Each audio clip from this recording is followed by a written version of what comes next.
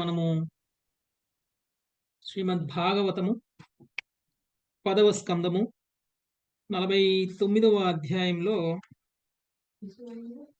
12వ శ్లోకం 11 అయిపోయింది. 12 11 అయిపోయింది. 12వ శ్లోకం నుంచి ఈరోజు మనము చూద్దాం మాతాజీ. ఓకే, సో శ్రీకృష్ణ భగవానుడు కంసుడిని వధించిన తరువాత తన భక్తులు కోరుకున్నటువంటి కోరికని తీర్చడం కోసం, వాళ్ళకి ఆనందాన్ని కలిగించడం కోసం కృష్ణుడు అక్రూరుడి ఇంటికి, కుబ్జా ఇంటికి వెళ్ళడం అనేటువంటిది జరిగింది. అక్రూరుడి ఇంటికి వెళ్ళినప్పుడు ఏ విధంగా అక్రూరుడు శ్రీకృష్ణ భగవానుని గౌరవించారు, పూజ చేశారు, ఆ తర్వాత ఆయన్ని ప్రార్థించారు, ఆయన గురించి కీర్తించారు, ఇవన్నీ కూడా మనము చూసాము. ఆ తర్వాత అక్రూరుణ్ణి ఒక పని చేయమని శ్రీకృష్ణుడు ఉపదేశించడం అనేటువంటిది జరిగింది. సో అక్రూరుడు యొక్క జీవితం ఎందుకుందండి అని అంటే శ్రీకృష్ణుడికి సేవ చేయడం కోసమే ఉంది కదా. అక్రూరుడు యాక్చువల్గా కంసుడికి మంత్రిగా ఒకవేళ వ్యవహరించినా దాని వెనకాల ఉద్దేశం శ్రీకృష్ణుడికి సేవ. ఎందుకంటే ఆయన శుద్ధ భక్తుడు. భగవంతుడు అవతరించినప్పుడు తన పార్షదులందరూ కూడా అవతరిస్తారు. తమ లీలలో భాగం పంచుకునేటువంటి అర్హత ఉన్నటువంటి భక్తులందరూ కూడా అవతరిస్తారు. కొంతమంది వృందావనంలో అవతరించారు, కొంతమంది మధురలో అవతరించారు. మధురలో అవతరించినటువంటి వాళ్ళల్లో అక్రూరుడు కూడా ఒకడు. ఈ అక్రూరుడు ఎప్పుడు కృష్ణ సేవ చేసుకోవాలా అని ఎదురు చూస్తున్నారు. కృష్ణుడు పెద్దవాడే మధురకు వచ్చి కంసుడిని వధించేంత వరకు ఆ అవకాశం రాదు. ఆయన వెయిట్ చేస్తూ ఉన్నారు. అదృష్టం కొద్దీ కంసుడే స్వయంగా అక్రూరుడిని పిలిచి మరీ కృష్ణుడి దగ్గరికి పంపించి కృష్ణుడిని తీసుకొని రమ్మనేటువంటి సేవని ఇచ్చేశారు. అంతకంటే మహాభాగ్యం ఏముంటుంది ఇంకా అక్రూరుడికి. చాలా ఆనందించాడు లోపల. చేస్తున్నటువంటిది కంసుడికి సేవలా బయటికి కనిపిస్తున్నా కానీ తన మనసులో భావం మాత్రం తన కృష్ణుడికి సేవ చేస్తున్నాను అనుకుంటున్నాడు.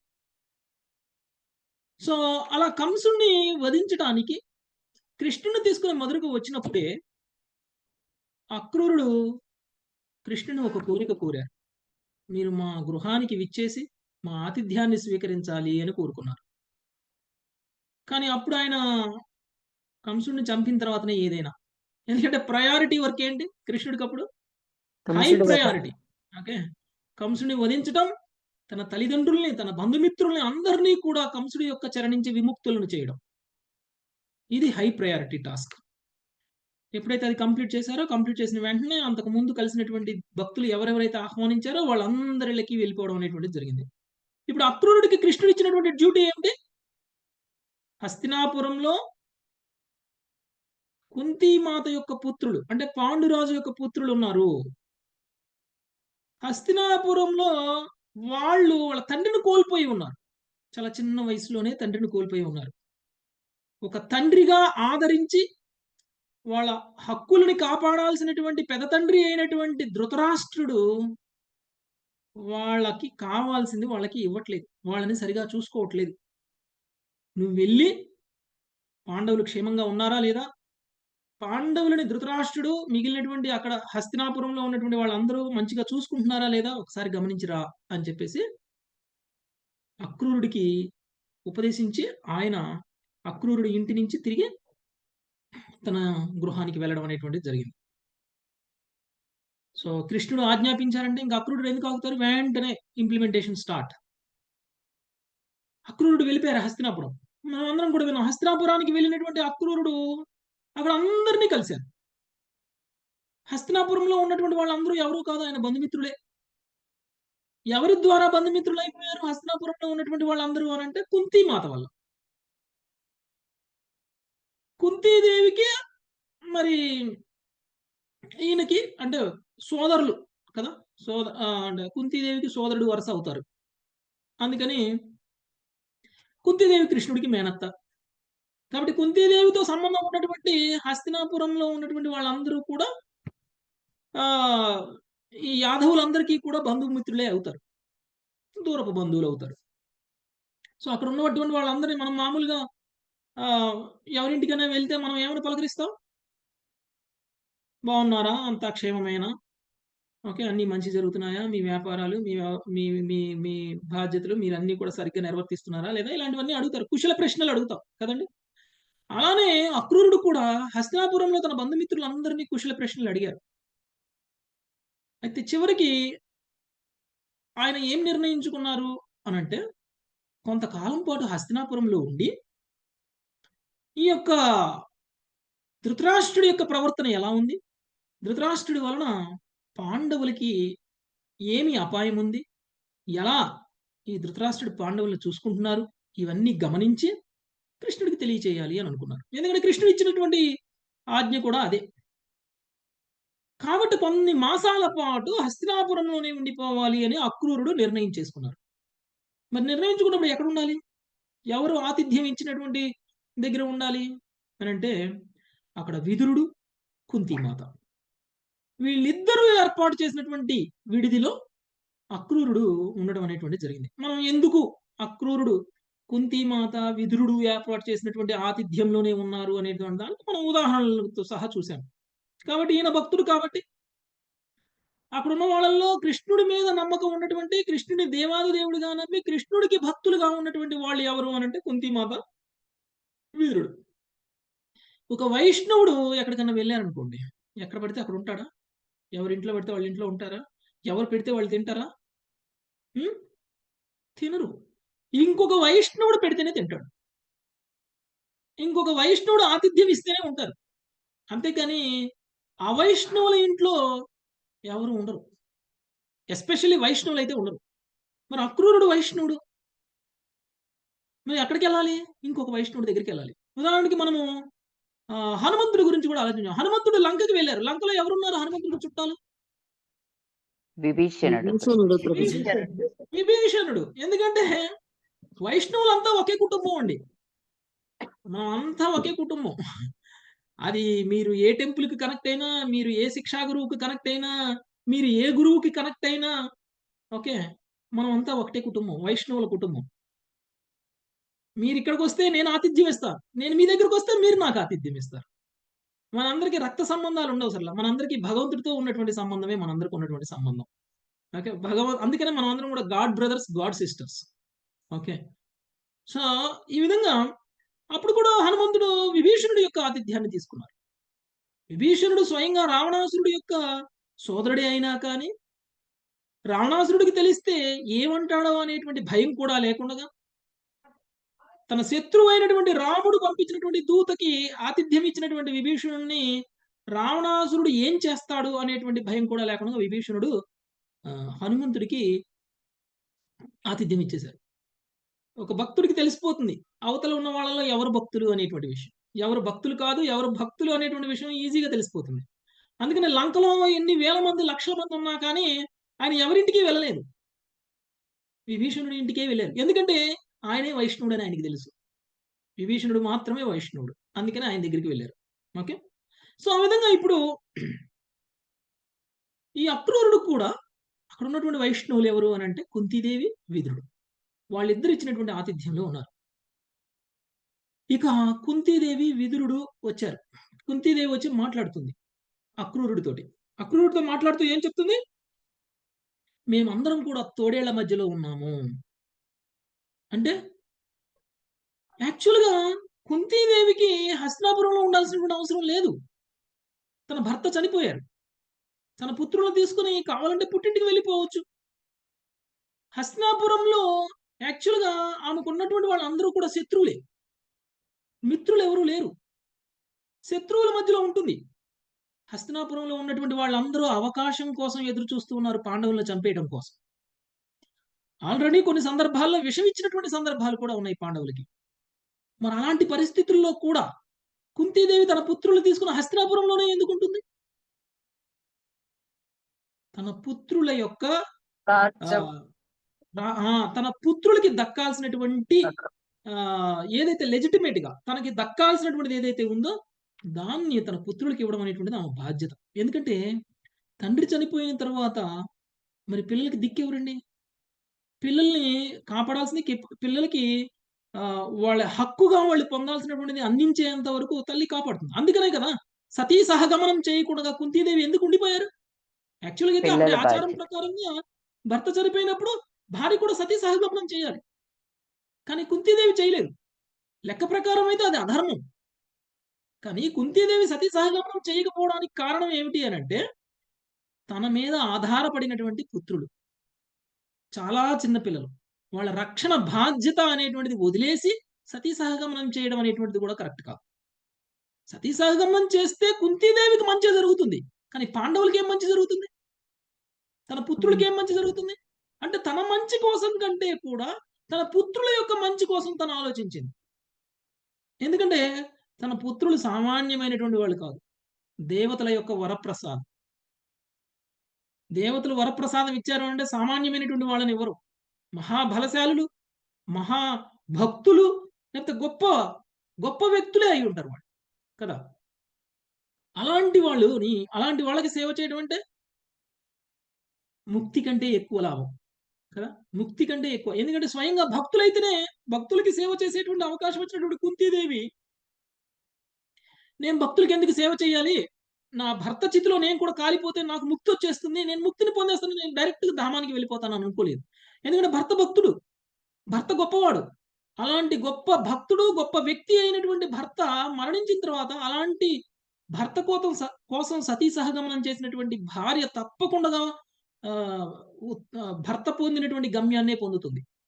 భర్త ఉత్తమ లోకాలకెళ్తే తను ఉత్తమ లోకాలకెళ్తుంది. భర్త భగవద్ధామానికి వెళ్తే తను కూడా భగవద్ధామానికి వెళ్తుంది. అలాంటి భర్త కోసం సతీ సహగమనం చేయడం ఓకే. కానీ ఏ తాగుబోతో, ఏ తిరుగుబోతో చనిపోయినప్పుడు ఆ తాగుబోతు, తిరుగుబోతు యొక్క భార్య కూడా సతీ సహగమనం చేయడంలో మీనింగ్ లేదు. కదా! ఎందుకంటే ఆ తాగుబోతు, తిరుగుబోతు నరకానికెళ్తే సతీ సహగమనం చేసినటువంటి భార్య కూడా నరకానికే పోతుంది. సతీ సహగమనం యొక్క ముఖ్య ఉద్దేశ్యం ఏంటంటే భర్త సాధువైతే భర్త పొందినటువంటి గమ్యం షార్ట్ కట్‌లో భార్యకొచ్చేస్తుంది. భార్య ఏ భక్తి లేకపోతే ఎలాంటి సాధన చెయ్యకుండగానే భర్తకి సేవ చేసినటువంటి భార్య, భక్తుడైనటువంటి భర్తకి సేవ చేసినటువంటి భార్య చాలా షార్ట్ కట్. భర్త చేసినటువంటి తపస్సు చేయనవసరం లేదు. భర్త చేసినటువంటి కఠినమైనటువంటి ఉపవాసాలు చేయనవసరం లేదు. భర్త చేసినటువంటి ఘోరమైనటువంటి భక్తి చేయనవసరం లేదు. ఏమీ చేయనవసరం లేదు. అలా భక్తి చేసేటువంటి భర్తకి సేవ చేస్తే చాలు. కర్దమమునికి సేవ చేసినటువంటి తన భార్య ఆమె వైకుంఠానికి వెళ్ళలేదా? ప్రభుజీ. ఎలా వెళ్ళిపోయింది? ఆమె ఏమైనా చేసిందా? ఆమె ఏమైనా తపస్సు చేసిందా? కర్దమముని చేసినంత చేసిందా తపస్సు ఆమె భార్య? లేదు మాస్టర్, లేదు ప్రభుజీ. కానీ తన గురించి కూడా తాను ఆలోచించకుండగా ప్రపంచంలోనే సుందరి, విశ్వసుందరి కర్దమముని భార్య విశ్వసుందరి.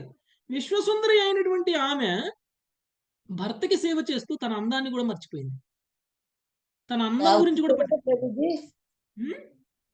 దేవహూతేనండి మాతాజీ. దేవహూతి. ఓకే. సో ఈ దేవహూతికి మరి క్వాలిఫికేషన్ ఏంటి? వైకుంఠాన్ని పొందే క్వాలిఫికేషన్ ఏంటి? భర్త శుద్ధ భక్తుడు సేవ చేసింది. భర్త శుద్ధ భక్తుడు భర్తకి సేవ చేసింది అంతే. కానీ భర్త మరి అలాంటి భర్త మరణించినప్పుడు మరి ఆమె ఎందుకు సతీ సహగమనం చేయలేదు? కర్దమముని భార్య కూడా సతీ సహగమనం చేయలేదు. కపిల ఎందుకు? కపిల కపిల భగవానుడు బాధ్యత గురించి ఆయన బాధ్యత ఉంది కదా. చాలా చిన్న పిల్లవాడు కపిల భగవానుడు కదా! అందుకని కపిల భగవానుడి యొక్క బాధ్యతను తీసుకుంది. అంటే మన మీద ఆధారపడినటువంటి వ్యక్తులు మన కుటుంబంలో ఉన్నప్పుడు వాళ్ళని వదిలేసి మన బాధ్యతలు అయిపోయాయి అని అనుకోకూడదు. మన బాధ్యతలు తీర్చుకోకుండా మనం గనక ముక్తిని పొందాలి అనేటువంటి ప్రయత్నం చేస్తే అది రాదు. ఓకే. వాళ్ళని ఒక మార్గానికి చేర్చిన తరువాతనే వాళ్ళు ముక్తి కోసం సాధన చేయాలి. అయితే మరి అలాంటి కుంతీదేవి ఇప్పుడు ఆయనకి చెప్తున్నారు అక్రూరుడికి, మేము శత్రువుల మధ్యలో ఉన్నాం. అనుక్షణం మమ్మల్ని చంపేయాలని చూస్తున్నారు ఈ శత్రువులు. ఓకే. అనుక్షణం మమ్మల్ని చంపేయాలని చూస్తున్నారు. వీళ్ళు తోడేళ్ల లాంటి వాళ్ళు. తోడేళ్ల మధ్యలో ఉన్నటువంటి సామాన్యమైనటువంటి జింక పిల్ల పరిస్థితి ఎలా ఉంటుందండి? ఏ చాలా క్షణం ఏ భయంకరంగా. తోడేలు ఎప్పుడు మీద పడుతుందో, ఎప్పుడు ఏం చేస్తుందో తెలీదు. ఎప్పుడు కాబట్టి తినేస్తుందో తెలియదు. హ్మ్. ఎప్పుడు తినేస్తుందో తెలియదు. ప్రాణ సంకటం ఉంటుంది. అందుకనే చెప్తుందన్నమాట. తోటి పరిగెత్తు ఇటు వెళ్ళలేక అయిపోతుంది ప్రభుజీ. ఇంకొకటి దుష్టుడైనటువంటి దుర్యోధనుడు ఇంకా 100 పుత్రులు మొత్తం కౌరవులందరూ కూడా దుష్టులు. వాళ్ళ మీద ఉన్నటువంటి అమితమైనటువంటి అటాచ్మెంట్ కారణంగా ధృతరాష్ట్రుడు కూడా చాలా దుర్మార్గంగా ప్రవర్తిస్తున్నారు. ఓకే, చాలా చిన్న పిల్లవాళ్ళైనటువంటి పాండవుల మీద కూడా వాళ్ళు దుర్మార్గంగా ప్రవర్తిస్తున్నారు. వాళ్ళకి రావాల్సినటువంటిది, హక్కుగా పొందాల్సినటువంటిది కూడా వాళ్ళకి ఇవ్వట్లేదు. వాళ్ళందరినీ పైగా చంపాలని కూడా చూస్తున్నారు. అలాంటి వాళ్ళ మధ్యలో మేమందరం ఉన్నాము అని చెప్తున్నారు. ఇది ఇలా ఉండగా మరి పాండవులు ఎలాంటి వాళ్ళు? పాండవులు ఎదురు తిరుగుతున్నారా? వాళ్ళకి తిరగబడుతున్నారా? ఏమీ తిరగబట్టలేదు. వాళ్ళు సాధువుల్లా ఉన్నారు. మహాబలశాలు వాళ్ళు. మళ్ళా వాళ్ళు తిరగబడితే వాళ్ళు జయించలేకపోలేదు. వాళ్ళు పాండవులు తిరగబడితే కౌరవుల్ని అందరినీ కూడా జయించగలరు. అంత మహాబలశాలు అయ్యుండి కూడా వాళ్ళు పెద్దవాళ్ళు కాబట్టి, పెద్దవాళ్ళని గౌరవించడం అనేటువంటిది ధర్మం కాబట్టి పాండవులు వాళ్ళని ఏం చెయ్యట్లేదు. అంటే కొన్ని కొన్ని సందర్భాల్లో ఏమీ చెయ్యట్లేదు కదా, తిరగబడట్లేదు కదా, శక్తిహీనులు అని అనుకోకూడదు. అది వాళ్ళ సంస్కారం. పాండవులు శక్తిహీనులు కాదు. వాళ్ళకు ఉన్నటువంటి సంస్కారం కొద్దీ వాళ్ళు దుర్యోధనుడి మీద కానీ, లేకపోతే ధృతరాష్ట్రుడి మీద కానీ తిరగబడట్లేదు. వాళ్ళ హక్కుల కోసం వాళ్ళు పోరాటం చేసి వాళ్ళు పొందాలి అని అనుకోవట్లేదు. ఓకే, వాళ్ళు కేవలం ఎదురు చూస్తూ ఉన్నారు. వాళ్ళ సమయం కోసం ఎదురు చూస్తూ ఉన్నారు. పైగా వీళ్ళ ప్రవర్తన ఎలా ఉంది? ఒకటి, శక్తిమంతులు. ఓకే, శక్తిమంతులైనప్పటికీ కూడా తిరగబడకుండా సహనంతో ఎదురు చూస్తున్నారు అని అంటే వీళ్ళు సాధువులు కూడా అనేటువంటి విషయం అర్థమవుతుంది. శక్తిమంతులు ప్లస్ సాధువులు. ఇంత మాత్రమే కాదు, వీళ్ళలో ఉన్న ఇంకా గొప్పతనం ఏంటి? వీళ్ళ ప్రవర్తన. వీళ్ళ ప్రవర్తన ఎలా ఉందంట? హస్తినాపురంలో ఉన్నటువంటి ప్రజలందరూ కూడా వీళ్ళని కీర్తించేలా, వీళ్ళ గొప్పతనాన్ని మెచ్చుకునేలా వీళ్ళ ప్రవర్తన ఉంది. హస్తినాపురంలో ఉన్న వాళ్ళందరూ కూడా పాండవుల మీద సానుభూతి ఉంది. పాండవులంటే ఇష్టం. పాండవుల కోసం వాళ్ళు కూడా పాజిటివ్ గానే మాట్లాడతారు. వాళ్ళు కూడా ఎవరు కూడా అదే ఇప్పుడు దుర్యోధనుడు పెట్టారనుకోండి, దుర్యోధనుడి గురించి చెడు మాట్లాడతారు. కానీ పాండవుల గురించి ఎవరు చెడు మాట్లాడరు. వాళ్ళందరూ కూడా కీర్తిస్తారు. ఓకే, సో సో అలాంటి వాళ్ళు ఈ పాండవులు వీళ్ళని అలా చేస్తున్నారు అని చెప్పేసి ఆమె అక్రూరుడికి చెప్తున్నారు. మరి ఎందుకు ఇదంతా కూడా ఇంటికి గెస్ట్ లా వచ్చినటువంటి అక్రూరుడికి చెప్తున్నారు? ఒక గెస్ట్ కదా, గెస్ట్ ఇంటికి వస్తే మన వాళ్ళ గురించి మనం చెప్పేస్తామా? మొత్తం మన ప్రాబ్లమ్స్ అన్ని మనం చెప్పుకుంటామా? మనకున్నటువంటి పరిస్థితులు అన్ని మనం వర్ణించేస్తామా? ఆయన కృష్ణుడు ప్రతినిధి భగవంతుడు కాబట్టి అత్యంత సన్నిహితుడు పైగా ప్రభుజీ. పుట్టింటి తరపు కృష్ణుడికి బంధువు, అత్యంత సన్నిహితుడు. పుట్టింటి తరపు బంధువు ప్లస్ కృష్ణుడికి ప్రతినిధి. సో ఏది అక్రూరుడికి చెప్పినా కృష్ణుడికి చెప్పినట్లే. అక్రూరుడు కృష్ణుడికి చేరవేస్తాడు. ఇంకొకటి, కుంతీదేవి చూడండి, తనకున్నటువంటి పరిస్థితికి తానే పరిష్కరించుకోవాలి అని అనుకోవట్లేదు. తనకున్నటువంటి పరిస్థితికి కృష్ణుడికి తెలియచేస్తే కృష్ణుడు పరిష్కరిస్తారు అని అనుకుంటుంది. అది ఒక భక్తుడు ఎంత కష్టం వచ్చినా కానీ కృష్ణుడి మీద భారం వేస్తారు అనేటువంటి విషయానికి ఇది ఇంకొక ఉదాహరణ.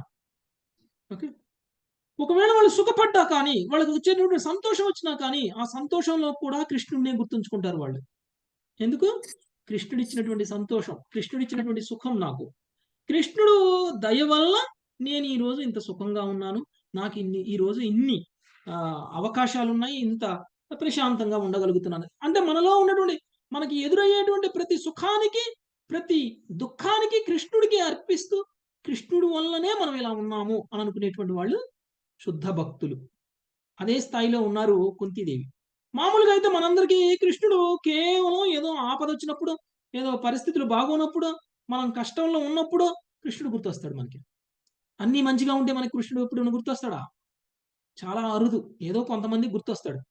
ఓకే, అన్నీ మంచిగా ఉన్నప్పుడు కూడా కృష్ణుడిని గుర్తుంచుకోగలిగిన వాళ్ళు, ఏది లేనప్పుడు కూడా కృష్ణుడిని గుర్తుంచుకోగలిగిన వాళ్ళు, అన్నీ ఉంటే కూడా నాకు అర్హత లేకపోయినా కృష్ణుడే ఇచ్చారు నా మీద కృపతోటి, ఒకవేళ మన జీవితంలో ఏది మంచిగా జరగకపోతే నా కర్మల కొద్దీ నేను ఇంకా ఎంతో అనుభవించాల్సినటువంటి నేను ఈ రోజు కృష్ణుడు నా మీద కృప చూపించడం వల్ల నేను కొంచెంలో తప్పించుకుంటున్నాను.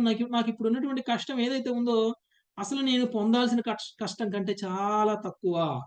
ఒకవేళ కృష్ణుడు కనుక నా మీద కృపను చూపించకపోతే ఎన్నో రెట్లు ఎక్కువ నేను ఇంకా కష్టపడి ఉండాల్సి వచ్చేదేమో అనుకొని దాన్ని కూడా అంటే మనకున్నటువంటి కష్టాన్ని కూడా కృష్ణుడి యొక్క కృపలానే, మనకున్నటువంటి సుఖాన్ని కూడా కృష్ణుడి యొక్క కృపలానే తీసుకుంటారు భక్తులు. అలాంటి వాళ్ళల్లో కుంతీదేవి కూడా ఒకటి. మీరు మొదటి స్కందం చూస్తే కుంతీదేవి చేస్తున్నటువంటి ప్రార్థనలో ఆమె స్వయంగా చెప్పేసింది, మా కష్టాలు వచ్చినప్పుడు నువ్వు ఉన్నావు, ఇప్పుడు మా కష్టాలన్నీ పోయాయి, మరి నువ్వు వెళ్ళిపోతున్నావు అంటే నువ్వు మాతో ఉండాలి అని అంటే మాకు కష్టాలు ఉంటేనే ఉంటావా? ఒకవేళ నువ్వు కష్టాలుంటేనే నువ్వు మాతో ఉంటానంటే మళ్ళీ మళ్ళీ మేము కష్టాలు తీసుకోవడానికి సిద్ధం అని అంటుంది కుంతీదేవి తన ప్రార్థనలో. కదా, ఎవరైనా మనం కృష్ణుడు మనతో ఉంటాడంటే మనం కష్టాలు తీసుకోవడానికి సిద్ధంగా ఉంటామండి. నేను నాకు కష్టాలు ఇచ్చేసే నువ్వు వచ్చేసే అని అంటే మనం అంటాం, మనకి ఎవరికైనా సిద్ధంగా ఉందా? నాకు కృష్ణుడు కావాలి, సుఖం కావాలి అని అనుకుంటాం మనం కదండి. మన సుఖాలను త్యాగం చేస్తూ కృష్ణుడు కావాలి అని ఎవరేమో అనుకుంటాము మనం. కానీ కుంతీదేవి యొక్క ఉత్తమమైనటువంటి భక్తికి అది ఉదాహరణ. అందుకనే ఆమె అంటుంది, ఎప్పుడైనా కృష్ణుడికి మా పుట్టింటి వాళ్ళకి మేము గుర్తొస్తామా? ఏ సందర్భంలో అయినా సరే మేము గుర్తొస్తామా అని అక్రూరుని అడుగుతున్నారు. ఏదైనా సందర్భంలో కృష్ణుడు మమ్మల్ని గుర్తు తెచ్చుకుంటాడా? అక్కడ ఉన్నటువంటి మా బంధుమిత్రులు అందరూ మమ్మల్ని గుర్తు తెచ్చుకుంటారా అని అంటున్నారు. తర్వాత పక్కనే అక్రూరుడు ఉంటే కృష్ణుడి ప్రార్థిస్తుంది ఆమె. ఏమంటుంది ఆమె? కృష్ణ కృష్ణ మహాయోగిన్ విశ్వాత్మన్ విశ్వభావన ప్రపన్నాం పాహి గోవింద శిశుభిశ్చావసీదతం. ఓకే, సో విశ్వాత్మ విశ్వభావన మహాయోగి గోవింద, నిన్ను ఆశ్రయించినట్టు నన్ను రక్షింపుము. నేను నా పుత్రులు దుఃఖ విహ్వలురమై ఉన్నాము, మేము చాలా కష్టాల్లో ఉన్నాము, ఇప్పుడు మేమందరం నిన్నే ఆశ్రయించి ఉన్నాము, అలాంటి మమ్మల్ని ఇప్పుడు నువ్వు రక్షించు అని ఆమె కోరుకుంటుంది. ఓకే, ఇప్పుడు 12వ శ్లోకం నుంచి చూద్దాం. 12వ శ్లోకం శ్రీవాణి మాతాజీ. నాణ్యత్వ పదాంభోజాత్ పశ్యామి శరణం నృణాం. నాణ్యత్వ పదాంభోజాత్ పశ్యామి శరణం నృణాం. బిభ్యతాం మృత్యు సంసారాన్ ఈశ్వరస్యాపవర్గికాత్. బిభ్యతాం మాత్యు సంసారాదీశ్వర శాపవర్గికాత్. నీవు దేవదేవుడవు కనుక జన్మ మృత్యు భీతి కలిగిన జనులకు నీ ముక్తిదాయక పాదపద్మములు తప్ప వేరొక ఆశ్రయమును నేను కాంచజాలకున్నాను. హరే కృష్ణ ప్రభుజీ. మామూలుగా మనకు వచ్చేటువంటి కష్టాలన్నిటికీ కూడా మనం స్పందించకపోవచ్చేమో, కానీ మన ప్రాణం మీదకి వస్తే మాత్రం మనం ఏం చేస్తాం? స్వయంగా భగవంతుడు అప్పుడు గుర్తొస్తాడు మనకి, దేవుడిని ప్రార్థిస్తాం, అప్పుడు ప్రార్థిస్తాం. సో ఆమె అదే అంటుంది అనమాట, జన్మ మృత్యు భీతి కలిగినటువంటి జనులకు నీ ముక్తిదాయక పాద పద్మములు తప్ప వేరొక ఆశ్రయమును నేను గాంచజాలకున్నాను. అంటే భగవంతుడి యొక్క పాద పద్మాలను ఆశ్రయించినటువంటి వ్యక్తికి ఇక జన్మ మృత్యు అనేటువంటిది ఉండదు. ఎవరికైతే జన్మ అంటే భయమో, ఎవరికైతే మృత్యు అంటే భయమో వాళ్ళు చేయాల్సిందేంటి? భగవంతుడి పాదాలు ఆశ్రయించటమే, భగవంతుడి యొక్క పాదాలను ఆశ్రయించాలి. ఓకే, అంటే ఇప్పుడు యాక్చువల్ గా కుంతీదేవి కోరుకుంటున్నది ఏమిటి కృష్ణుడి నుంచి? మేము కష్టాల్లో ఉన్నాము అని చెప్పింది ఇంతకు ముందు శ్లోకంలో. మేము మా పుత్రులు అందరం కూడా కష్టాల్లోనే ఉన్నాము అని చెప్తుంది. కానీ ఈ కష్టాల నుంచి బయటపడి మమ్మల్ని సుఖాలను ఇస్తే చాలు అని అంటలేదు ఆమె. ఈ కష్టాల్లోంచి మమ్మల్ని గట్టెక్కించు, మాకు అంతకంటే ఎక్కువ అవసరం లేదు అని అంటలేదు ఆమె. ఆమె ఏముంటుంది? మాకు ముక్తినివ్వగలిగినటువంటి వాడివి నువ్వు. ఏం ముక్తి? కష్టాల నుంచి ముక్తి కాదు, జన్మ నుంచి మృత్యువు నుంచి ముక్తినివ్వాలి. అలాంటి జన్మ మృత్యువు నుంచి ముక్తి పొందాలి అని అనుకున్నటువంటి వాళ్ళకి నీ పాద పద్మాల యొక్క ఆశ్రయం తప్ప వేరే ఏమీ లేదు, నాకు ఇంకా అంతకు మించి వేరే ఏం తెలియదు అని చెప్పేసి ఈమె అంటుంది. Okay, next Sunita Mataji. నమః కృష్ణాయ శుద్ధాయ బ్రహ్మణే పరమాత్మనే. నమః కృష్ణాయ శుద్ధాయ బ్రహ్మణే పరమాత్మనే. మంగతాయర్ మాతాజీ మ్యూట్ చేయండి. నమః కృష్ణాయ శుద్ధాయ బ్రహ్మణే పరమాత్మనే. నమః కృష్ణాయ శుద్ధాయ బ్రహ్మణే పరమాత్మనే. యోగేశ్వరాయ యోగాయ త్వామహం శరణం గత. యోగేశ్వరాయ యోగాయ త్వామహం శరణం గత. భావము: కృష్ణ పరమశుద్ధుడవు, పరతత్వమువు, పరమాత్ముడవు, యోగేశ్వరుడువు, సర్వజ్ఞాన మూల స్వరూపుడవు నగు నీకు నమస్కరించుచున్నాను. నేను నిన్ను ఆశ్రయించి తిని. భాష్యము: యోగాయ అను పదమునకు శ్రీధర స్వామి జ్ఞానమూలముగు కృష్ణునకు అనే అర్థము చెప్పిరి. యోగా అను పదము సంబంధమును అట్లే దేనినైనా సాధించుటకు గల సాధనమును సూచించును. చైతన్యయుతులమగు జీవులుగా మనము భక్తి ద్వారా పరమాత్మునితో సంబంధమును కలిగి ఉన్నాము. అట్టి సంబంధము ద్వారా మనము పరమాత్ముని యొక్క పరిపూర్ణ జ్ఞానమును అనుభూతమనర్చుకొనగలము. పరమాత్ముడు పరతత్వము గనుక అతనిని గురించిన పూర్ణ జ్ఞానం అనగా సమస్తమును గురించిన పూర్ణ జ్ఞానమని భావము. కస్మిన్ భగవో విజ్ఞాతే సర్వమిదం విజ్ఞాతం భవతి. పరతత్వము అవగతమైనప్పుడు సమస్తము బోధపడును అని ముండకోపనిషత్తు 1.3 నందు తెలుపబడినది. ఆ విధముగా స్వయంగా శ్రీకృష్ణుడే తన ఆధ్యాత్మిక శక్తి చే తనతో మన సంబంధమును ఏర్పరచును. ఆ సంబంధమే సమస్త ఆధ్యాత్మిక జ్ఞానమునకు మూలము. ఆ విధంగా ఆచార్యులైన శ్రీధర స్వామి ఇట్టి వివేకపూర్ణమగు అర్థ వివరణము ద్వారా మనకు గహనమగు కృష్ణ భక్తి భావన అవగాహన కలిగించినది. హరే కృష్ణ ప్రభుజీ, ధన్యవాదాలు. ఓకే, యోగాయ అంటే యోగాయ అంటే జ్ఞానమూలమగు కృష్ణుడుకు అనేటువంటి అర్థాన్ని ఇస్తుందంట. అంటే యాక్చువల్గా యోగము అంటే ఏంటి? కృష్ణుడితో మనకి ఎస్టాబ్లిష్ అయ్యేటువంటి కనెక్షన్, ఏదైతే ఉందో సంబంధం. ఓకే, అంటే ఆ సంబంధం కోసం మనం చేసేటువంటి ఏ పనైనా సరే యోగమే అది. ఓకే, సో అలాంటి యోగం గురించి ఇక్కడ మాట్లాడుతాం. యోగేశ్వరుడు అంటే ఎవరు అని అంటే కృష్ణుడే. ఓకే, అంటే మనం భగవంతుడిని ప్రాప్తించుకోవాలి అని మనం చేసేటువంటి ప్రతిదానికి కూడా మనం పొందేటువంటిది ఎవరిని అంటే యోగేశ్వరుడు అయినటువంటి శ్రీకృష్ణుడు. పరమాత్ముడు, పరతత్వము, పరమశుద్ధుడవు అయినటువంటి కృష్ణుడు, సర్వజ్ఞానమూల స్వరూపుడవు అయినటువంటి నీకు నమస్కరించుచున్నాను. నేను నిన్ను ఆశ్రయించి తిని. సో మామూలుగా మనం ప్రార్థన చేసినప్పుడు ప్రార్థనలో ముందుగా కృష్ణుని కీర్తిస్తాం, ఆ తర్వాత కృష్ణుడికి ఆశ్రయం పొందుతాం, ఆ తర్వాత మన యొక్క బాధలను చెప్పుకుంటాం. ఓకే, అంటే ముందు మనము ప్రార్థన చేసేటువంటి విధానం అది. చివరిగా మన కోరిక కోరాలి. ఓకే, చివరిగా మన కోరిక కోరాలి. ఇప్పుడు ఈమె ఏం చెప్తుంది? నేను నిన్ను ఆశ్రయించాను అనేటువంటి విషయం చెప్తుంది అనమాట.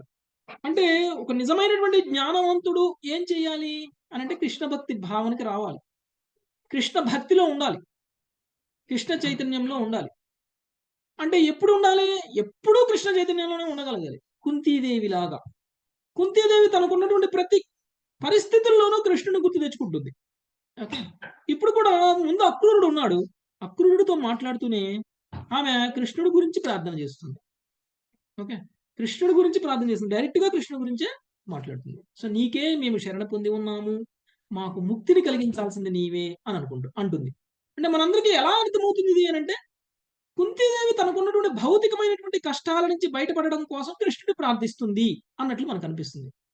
అలాంటి అపోహను పోగొట్టడం కోసం ముందే కుంతీదేవి ముక్తిని ఇచ్చేటువంటి వాడివి నీవు, నీ పాదపద్మాలను ఆశ్రయం పొందితేనే మాకు ముక్తి వస్తుంది, మేము భయపడుతున్నది ప్రస్తుతం ధృతరాష్ట్రుడి వలన లేకపోతే ధృతరాష్ట్రుడి పుత్రుడు వలన కలుగుతున్నటువంటి బాధల గురించి, కష్టాల గురించి కాదు, మేము భయపడుతుంది జన్మ మృత్యు గురించి.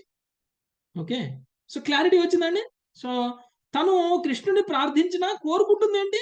ముక్తి. కానీ తనకి ఈ అశాశ్వతమైనటువంటి సుఖాల గురించి ఆమె వర్రీ అవ్వట్లేదు. ఓకే, అయితే మరి ఎందుకు ఒకవేళ ఈ అశాశ్వతమైనటువంటి సుఖాల గురించి కోరుకోకపోయినా కానీ మరి ఎందుకు ఆమె ఇంకా బ్రతికే ఉంది?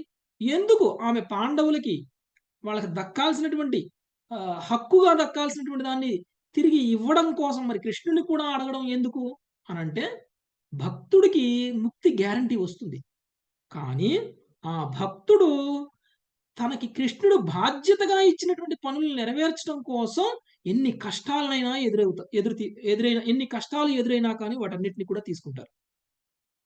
పాండవుల యొక్క జన్మకి కృష్ణ సేవ అనేటువంటిది ఒక ముఖ్యమైనటువంటి ధర్మం ఉంది. ఓకే, పాండవులు ఎందుకు పుట్టారు? వాళ్ళు కావాల్సింది వదిలేసుకొని వాళ్ళకేం దాని మీద కోరిక లేదు, దానికి వాళ్ళ మీద అటాచ్మెంట్ లేదు. అయినా సరే వాళ్ళు దానికోసమే ఎందుకు వాళ్ళు అక్కడ కౌరవులతోటి మాట్లాడుతున్నారు, కౌరవుల నుంచి పొందాలి అనుకుంటున్నారు, చివరికి యుద్ధం కూడా చేశారు. ఎందుకు కృష్ణ చేశారు అని సేవ అంటే కృష్ణ సేవ అది కృష్ణుడు కృష్ణుడు చెప్పినట్టు పాండవుల్ని ఎంచుకున్నారు. హస్తినాపుర రాజ్యంలో రాజులుగా ఉండాల్సింది కౌరవులు కాదు, పాండవులు అని కృష్ణుడు ఎంచుకున్నారు. కృష్ణుడు కోరిక మీదకి వాళ్ళు యుద్ధం చేశారు. కృష్ణుడు కోరిక మీదకి వాళ్ళు రాజులుగా అయ్యారు. కృష్ణుడు కోరిక మీదకి వాళ్ళు పరిపాలన చేశారు.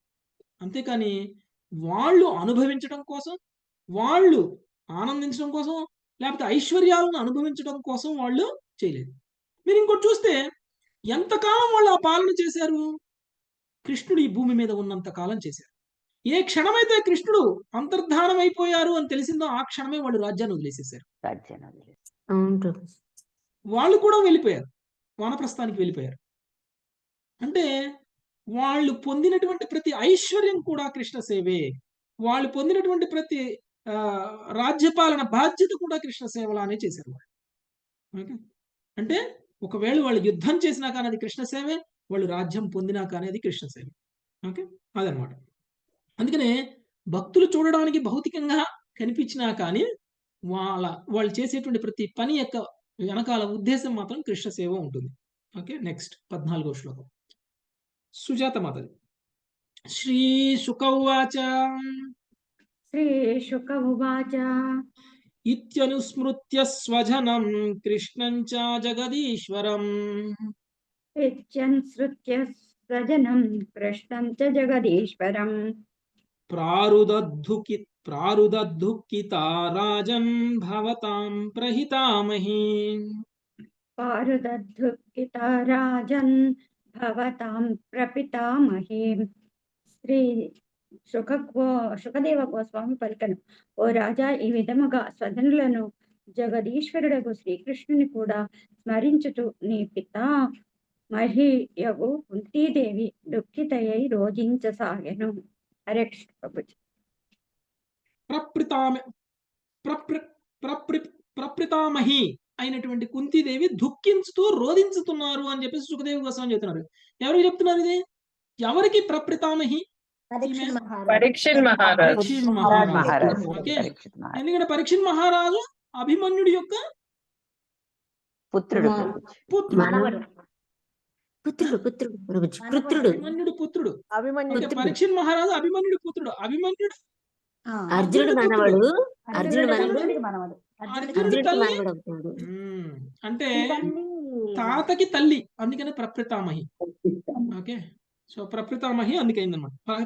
అంటే పరీక్షిత్ మహారాజ్కి చెప్తున్నారు సుఖదేవ గోస్వామి, మీ ముది అమ్మమ్మ అంటారా, ముది నానమ్మ. ఓకే, మీ మీ మీ తాతకి తల్లి తాతమ్మ. ఎస్, మీ తాతమ్మ ఆ విధంగా కృష్ణుని స్మరిస్తూ, తన బంధుమిత్రుల్ని స్మరిస్తూ, తనకున్నటువంటి కష్టాలన్నింటినీ చెప్పుకుంటూ రోధిస్తూ ఉన్నారు అని చెప్తున్నారు. నెక్స్ట్ 15వ శ్లోకం. మంగతాయర్ మదర్. సమదుఃఖ సుఖో క్రూరో విదురశ్చ మహాయశాం. సమదుఃఖ సుఖ క్రూరో విదురశ్చ మహాయశాః.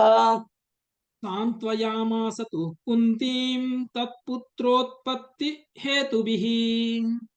సాంత్యామాసతు కుంతి తత్పుత్రోత్పత్తి హేతుభిః. హరే కృష్ణ ప్రభుపాదుల వారి భావం. కుంతీదేవి సుఖదుఖములలో పాలు పంచుకునే అక్రూరుడు, మహాయశస్వి విదురుడు ఇరువురును అసాధారణ రీతిలో పాండవులు జన్మించిన విషయమును గుర్తు చేసి ఆమెను వాదార్చిరి. భాష్యము. పాండవుల దేవతల వల్ల జన్మించిరనియు, ఆ విధముగా వారు సామాన్య భక్తుల వలె నశింపజాలరనియు అక్రూరుడు విదురుడు కుంతీదేవి గుర్తు చేసిరి. యథార్థమునకు అసాధారణ విజయము ఆ పరమ పుణ్య కుటుంబమునకే వేచి ఉండెను. హరే కృష్ణ ప్రభు. సో ఇప్పుడు అక్రూరుడు గాని, అక్కడే ఉన్నటువంటి విదురుడు గాని కుంతి పడుతున్నటువంటి బాధలను చూసి ఆమెను ఓదార్చడం అనేటువంటిది వాళ్ళకి ప్రస్తుతం ఉన్నటువంటి కర్తవ్యం. సో కుంతీదేవికి ఏమని ఓదారుస్తున్నారు? నువ్వు ఎవరి గురించి అయితే బాధపడుతున్నావో, ఎవరి గురించి అయితే రోధిస్తున్నావో వాళ్ళు ఎవరో కాదు, వాళ్ళు సామాన్యమైనటువంటి వాళ్ళు కాదు, వాళ్ళు దేవతల పుత్రులు, వాళ్ళు కారణ జన్ములు. విజయం అనేటువంటిది తప్పకుండా వాళ్ళకి లభిస్తుంది. అసాధారణమైనటువంటి విజయం వాళ్ళ కోసం ఎదురు చూస్తుంది. అలాంటి వ్యక్తులు ఏమైపోతారో, ఎలా ఉంటారో, ప్రస్తుతం ఉన్నటువంటి కష్టాల నుంచి బయటపడతారో బయటపడరో, కృష్ణుడు వస్తాడో లేదో, కృష్ణుడు కాపాడతాడో లేదో అని భయపడాల్సిన అవసరమే లేదు. ఓకే. కంపల్సరీగా వాళ్ళు కారణ జన్మలు, వాళ్ళు గొప్ప గొప్ప దేవతల యొక్క పుత్రులు. కాబట్టి వీళ్ళందరూ కూడా, అంటే వీళ్ళిద్దరూ కూడా, అక్రూరుడు కానీ లేకపోతే విదురుడు కానీ కుంతిని ఓదారుస్తూ చెప్తున్నారనమాట. ఓకే, నీ పుత్రుల గురించి నువ్వేం భయపడవసరం లేదు. వాళ్ళు ఏమి సామాన్యమైనటువంటి వాళ్ళు కాదు. విజయం వాళ్ళ కోసం ఎదురు చూస్తూ ఉంది. వాళ్ళు గొప్ప బలవంతులు, గొప్ప దేవతల యొక్క పుత్రులు.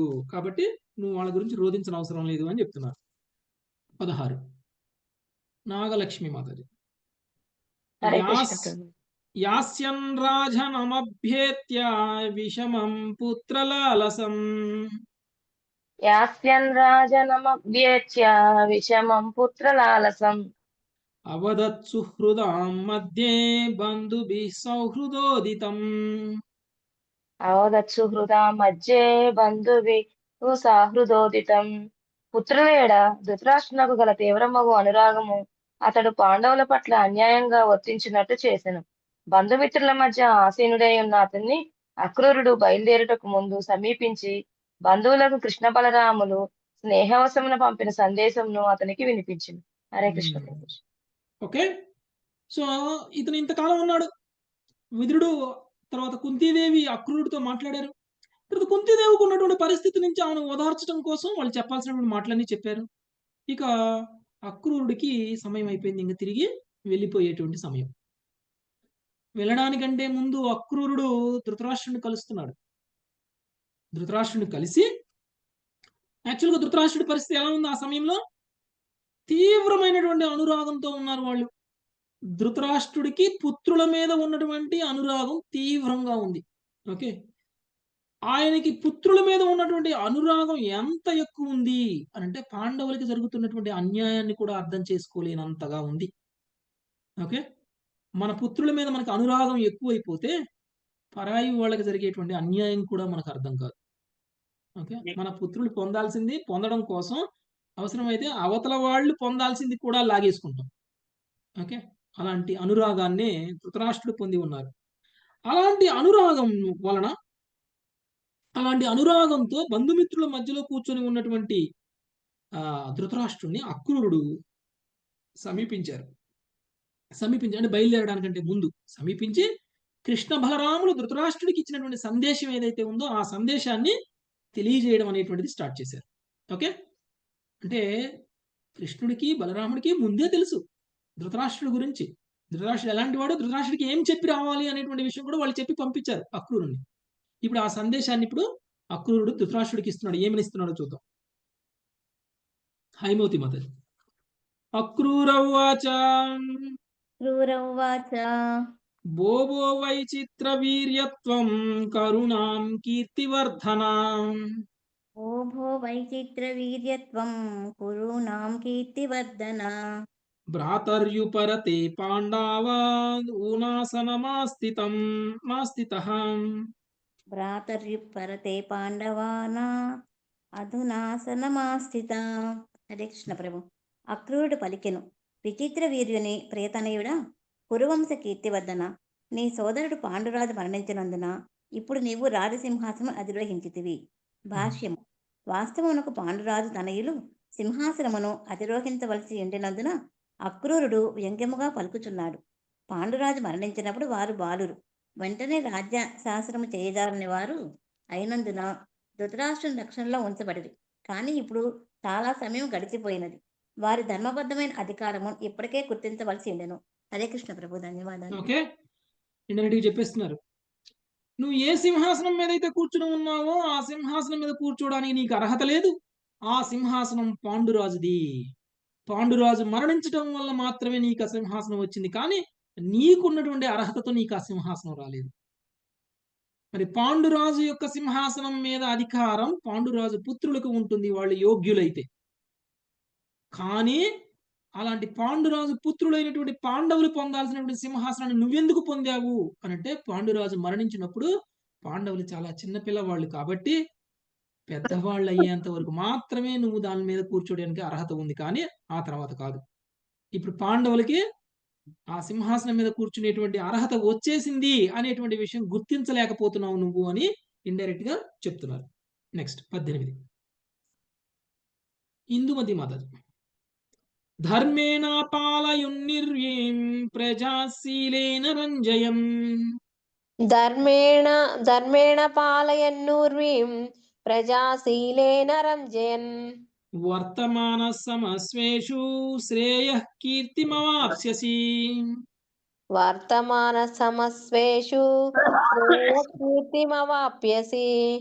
ధర్మబద్ధముగా పృథ్వీని పాలించుతూ సచ్చీలముతో ప్రజలను రంజించుతూ బంధువులందరినీ సమదృష్టితో చూచుచుడితే నీవు నిక్కముగా శ్రేయస్సును కీర్తిని బడయగలవు. భాష్యము. సింహాసనమును అన్యాయముగా ఆక్రమించినప్పటికీ ఇప్పుడు ధర్మానుసారముగా పాలనము చేయుచు చక్కగా వ్యవహరించినచో సఫలుడు కాగలవని ధృతరాష్ట్రునితో అక్రూరుడు పలికెను. హరే కృష్ణ ప్రభు. ఓకే, ఏదో ఒక రకంగా సింహాసనం అయితే వచ్చింది. అది అర్హత ఉండొచ్చిందా, అర్హత లేకుండా వచ్చిందా అనేటువంటిది సెకండరీ. యాక్చువల్గా అయితే పాండురాజు సింహాసనం పాండురాజు పుత్రులకు దొరకాలి. కానీ పాండురాజు పుత్రులు అప్పటికి అర్హత లేదు కాబట్టి, వాళ్ళు చాలా చిన్న పిల్లవాళ్ళు కాబట్టి నీకు వచ్చింది అర్హత. మరి నువ్వు నిలబెట్టుకోవాలి కదా దాన్ని. నువ్వు నిలబెట్టుకోవాలంటే ఏం చేయాలి?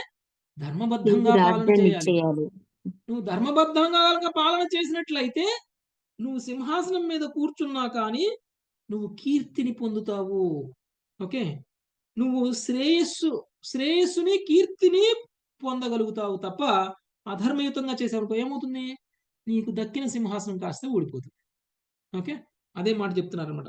సో మనం ఎలా వ్యవహరించాలి అనేటువంటి విషయాన్ని చెప్తున్నారు. నెక్స్ట్ 19వ శ్లోకం. శిరీష మాతాజీ. అన్యదాత్వాచరల్లోకే గర్హితో యాస్యసే తమః. అన్యతాత్వాచరల్లోకే గర్హితో యస్యసే తమః. తస్మాత్ సమత్వే వర్తస్వ పాండవేష్వాత్మజేషు చ. తస్మాత్ సమత్వే వర్తస్వ పాండవేషాత్మజేషు చ. కానీ నీవు దీనికి వ్యతిరేకముగా వర్తించినచో ఇహలోకమున జనులు నిన్ను నిందింతురు, పరలోకమున నీవు నరకమును బడెదవు. కనుక పాండుపుత్రులను నీ పుత్రులను సమానముగా చూదుడు. భాష్యము. దుష్టపుత్రుల ఎడగల అధికమైన అనురాగముని ధృతరాష్ట్రునికి ఉన్నట్టి పెద్ద సమస్య. అట్టి ఘోరముకు తప్పిదమే అతని పతనమునకు కారణమయ్యను. సదుపదేశమునకు అతనికి ఎంత మాత్రము కొరత లేకుండెను. సలహా చక్కగా ఉన్నదని ధృతరాష్ట్రుడే ఒప్పుకొని ఉండెను. కానీ దానిని అతడు పాటింపజాలకుండెను. మనస్సు హృదయము నిర్మలముగా ఉన్నప్పుడు మనిషి కష్టమైనది ఉపయోగములో పెట్టగలిగినది యగు బుద్ధిని కలిగి ఉండగలడు. హరే కృష్ణ. సలహా ఇస్తున్నాడు. ఏం సలహా ఇస్తున్నాడు? ఒకవేళ నువ్వు ధర్మంగా కనుక ప్రవర్తించకపోతే ఇహలోకంలో అంటే ప్రస్తుతం ఉన్నటువంటి రాజ్యంలో కూడా నువ్వు ఏ రాజ్యాన్ని అయితే పాలిస్తున్నావో ఆ రాజ్యంలో ఉన్నటువంటి ప్రజలు కూడా నిన్ను నిందిస్తారు. పైగా నువ్వు మరణించిన తర్వాత నువ్వు పరలోకం అంటే ఎక్కడికి వెళ్తారు? ఆయన నరకలోకానికి వెళ్తారు. ఓకే, అంటే ధర్మంగా అంటే రాజ్య పదవి పొందడం ముఖ్యం కాదు. రాజ్య పదవి పొందినంత మాత్రాన అన్ని పొందినట్లు కాదు. రాజ్య పదవి పొందినటువంటి వ్యక్తి ప్రజలతోటి కీర్తింపబడేలా పాలించాలి. అలా పాలించకపోతే అపకీర్తి పాలవుతారు, మరణించిన తర్వాత నరకానికి కూడా వెళ్తారు. ఓకే, సరిగా పాలించినటువంటి వ్యక్తి మరణించిన తర్వాత నరకానికి కూడా వెళ్తారు. ఇది వార్నింగ్ ఇస్తున్నారు. ఇలాంటి సలహా ఇచ్చినప్పుడు మన యొక్క చేతనం సరిగా ఉంటే మనం అలాంటి సలహాలను స్వీకరించి మనలో మార్పుల్ని తెచ్చుకుంటాం. ఎప్పుడైతే మనం అమితమైనటువంటి అనురాగంతో ఉన్నామో, ఎప్పుడైతే మనము ఇతరుల పట్ల ఈర్ష్యాద్వేషాలను పెంచుకొని ఉంటామో, ఎప్పుడైతే సర్వస్వం నాకే కావాలి అనేటువంటి లోభత్వాన్ని పొంది ఉంటామో అప్పుడు అవతల వాళ్ళు ఇచ్చేటువంటి మంచి సలహా కూడా మనకు అర్థం కాదు. మనం అలాంటి సలహాలను తీసుకునేటువంటి స్థితిలో కూడా మనం ఉండం. యాక్చువల్గా సలహా మంచిదే, కానీ పాటించడానికి మనసు లేదు. పాటించడానికి మనసు ఉండదు. సలహా మంచిది అని కూడా మనం అంటాం. ఉచిత సలహాలు మనల్ని కూడా ఇవ్వమంటే మనం కూడా అలానే ఇస్తాం. కానీ పాటించేటువంటి పరిస్థితి వచ్చినప్పుడు మనకున్నటువంటి పరిస్థితులు, మనకున్నటువంటి కోరికలు, మనకున్నటువంటి లోభత్వం, మనకున్నటువంటి లాలస ఇవన్నీ కూడా గుర్తొస్తాయి మనకి. వాటి కోసం ఇది మంచి కాదు అని తెలిసినా అలానే చేస్తాం. కదా? తెలిసి తెలిసి చెడులు ఎంతమంది చేయట్లేదు? తెలిసి తెలిసి చెడు ఎంతమంది చేయట్లేదు? తెలిసి తెలిసి అబద్ధాలు ఎంతమంది ఆడట్లేదు? వ్యాపారం చేసేటువంటి వాళ్ళందరికీ తెలియదా వాళ్ళు చేస్తున్నటువంటిది అబద్ధం? వాళ్ళు మాట్లాడు మా షాపులో దొరికిన వస్తువు తయారు చేసే వాడి దగ్గర కూడా దొరకదంటారు కదా? ఇక్కడ వ్యాపారం చేసే వాళ్ళు చాలా మంది ఉన్నారు. పక్క షాప్లో వస్తువుకి మా షాప్లో వస్తువుకి చాలా తేడా ఉందండి అని అంటారు. స్వయంగా ఆ వస్తువును తయారు చేసిన కంపెనీ వాడే తీసుకొచ్చి పక్క షాప్ పెట్టినా కానీ వాడికంటే మాదే మంచిదని చెప్తారు. అందుకనే మా దగ్గర రూపాయి ఎక్కువ అంటారు కదండి. సో అంటే అంటే తెలిసి తెలిసి మనం ఎన్ని తప్పులైనా ఎందుకు చేస్తాము? ఎందుకు చేస్తాము? భగవంతుడి సేవ చేద్దామని చేస్తాము మనం ఈ తప్పులన్నీ. మన కుటుంబం కోసం, మన పుత్రుల కోసం, మన కుటుంబ సభ్యుల యొక్క సుఖ సంతోషాల కోసం మనం అలా చేస్తాం. ఎక్కువ సంపాదిస్తే ఆ సంపాదించినటువంటి డబ్బుతోటి మన కుటుంబ సభ్యులందరినీ సుఖంగా సంతోషంగా ఉంచొచ్చు అనేటువంటి కోరికతోటి అలా చేస్తాం. తప్పని తెలిసినా కానీ మళ్ళీ ఇంకొకరికి నీతులు చెప్పు అంటే మనకు అన్ని నీతులు తెలుసు, అన్ని ధర్మ నియమాలు తెలుసు, కానీ పాటించాల్సిన విషయానికి వచ్చేసరికి మాత్రం మనం ఎందుకు పాటించలేము అని అంటే మనకున్నటువంటి కుటుంబ సభ్యుల మీద ఉన్నటువంటి అనుబంధం దాని కారణంగా మనం ఇవన్నీ కూడా ఏం చేయలేము. ఇప్పుడు ధృతరాష్ట్రుడి పరిస్థితి కూడా అనే ఉంది. విదురుడు ఇచ్చినటువంటి సలహా చాలా మంచి సలహా. ఏం చెప్పాడు?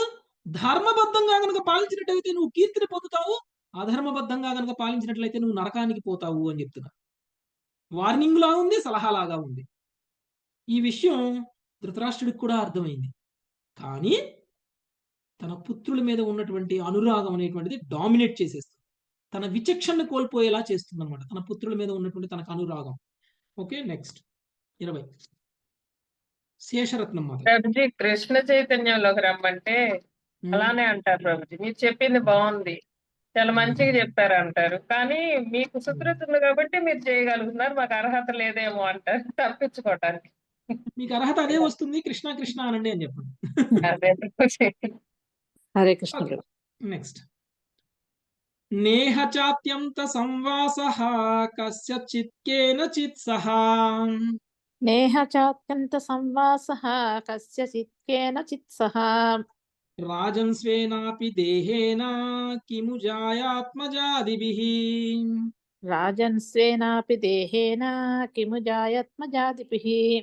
రాజా, ఈ లోకము ఎవ్వనికిని అన్యునితో శాశ్వత సంబంధం లేదు. దేహముతోనైనను మనము శాశ్వతముగా కూడి ఉండజాలము.